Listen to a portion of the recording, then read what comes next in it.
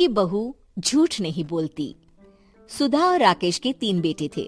शादी के बाद तीनों माँ बाप से दूर रहते और सिर्फ त्योहारों में आते। माँ जी, पिताजी, अगली बार आप लोग हमारे घर आइएगा।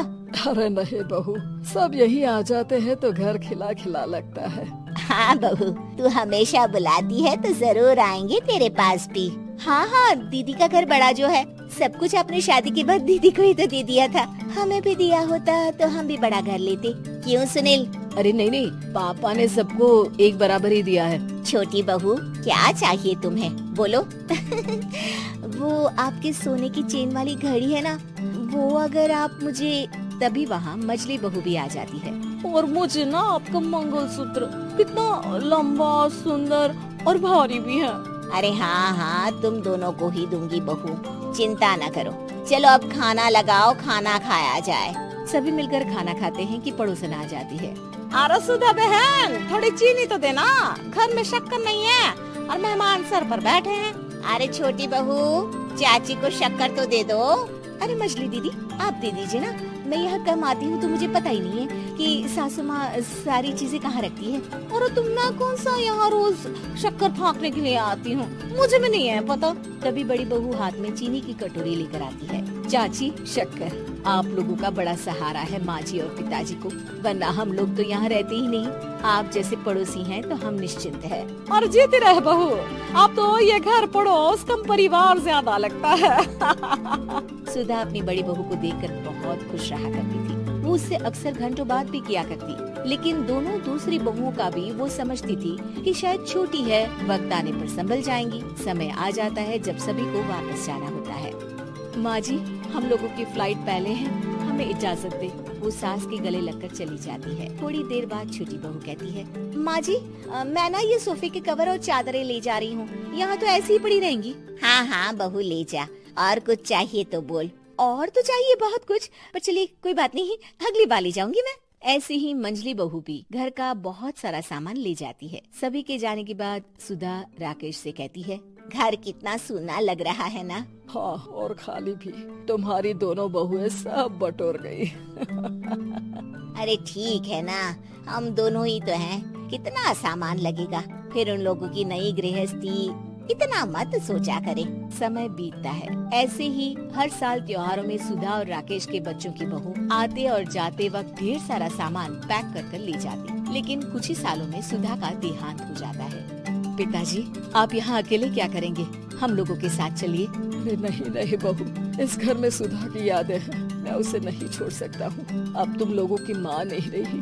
देख लो, वैसे तो मैंने उसके जीते जी सब कुछ दे दिया है, लेकिन कुछ उसका पर्सनल कीमती सामान था जो ये है, ले लो। सामान में होती है एक घड़ी और एक मंगलसूत्र। माँ जी ने कहा था कि वो ये घड़ी मुझे देंगी। हाँ हाँ, पिताजी, माँ ने सबके सामने ये घड़ी सरिता को देने के लिए कहा था। उठा लो सरिता माँ की घड़ी। अब क्या था, छोटी बहू फट से घड़ी उठा लेती है। और पिताजी, ये मंगलसूत्र तो माँ ने मुझे ही देने को कहा था, याद है ना? वो सभी की ओर इशारा करती है। तू भी ले ले ये हार बेटा, कोई बात नहीं। मंजली फटाक से हार उठा लेती है। ससुर बड़ी बहू की तरफ देखते हैं। तुझे क्या दूं बेटा? पिताजी, माँ ने एक चीज मेरे लिए भी रखी है। सभी के कान खड़े हो जाते हैं कि आखिर सास ने क्या रखा होगा बड़ी के लिए।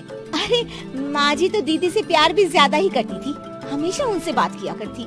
जरूर कोई बड़ी और अपनी प्रिय चीज दी होगी दीदी को। और देख लेते हैं ना, वरना तो हम भी बराबर का बंटवारा करेंगे।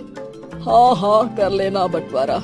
लेकिन बड़ी बहू, बताओ तो सुधा ने क्या रखा है तुम्हारे लिए? अभी तो हम लोग यही हैं पापा जी, जब जाने लगेंगे तो बता दूंगी। बड़ी बहू के मुंह से ये बात सुनकर बाकी 2 बहुएं सोचने लगती हैं कि आखिर क्या है जो दीदी को सासू माँ देकर गई है। दीदी, ऐसा तो नहीं ना कि पूरे घर का आधा हिस्सा माँ बड़ी भाभी को देकर गई हो? तभी वहाँ ससुर आ जाते हैं। नहीं, ऐसा कुछ नहीं है। मकान तो तुम तीनों का बराबर से है। देखो, बड़ी बहू से तुम्हारी सास ज्यादा जुड़ी थी, न जाने क्यों घंटों बात किया करती थी। पता नहीं क्या देकर गई है उसे। और ससुर जी, आपको क्या पता, चालाकी से पूरे घर के पेपर में साइन करवा लिए हो, या फिर कोई छुपा गहना। आखिर मकान पूरा तो आपने सासू माँ के नाम ही कर रखा था ना। अब घर में ये सस्पेंस बन जाता है कि आखिर बड़ी बहू क्या लेकर जाएगी। फिर वो दिन भी आ जाता है जब बड़ी बहू के जाने का समय हो जाता है। बेटा, परसों तुम चली जाओगी, बताया नहीं, माँ ने तुम्हें क्या दिया? घड़ी और हार जो बेशकीमती था और तुम्हारी सास को सबसे ज्यादा प्रिय था, उसका तो बंटवारा भी हो चुका है। अब तुम्हारी बारी। हाँ पिताजी, आज मैं ये बात बताने ही वाली थी। माँ ने मुझे उससे भी बेशकीमती चीज दी है और वो है आप। आपसे अधिक प्रिय उन्हें कुछ नहीं था। माँ चाहती थी कि आप मेरे साथ रहें। चलिए पिताजी। बेटा, मेरे पास तो कोई पेंशन भी नहीं है और ना ही कोई प्रॉपर्टी। लेकिन आपके पास संस्कार है पिताजी, जो मेरे बच्चे आपसे लेंगे, तो आपको ले जाने पर स्वार्थ ही है मेरा। चलिए ना पापा। सभी के सामने पिताजी बड़ी बहू और बेटे के साथ उनके घर चले जाते हैं।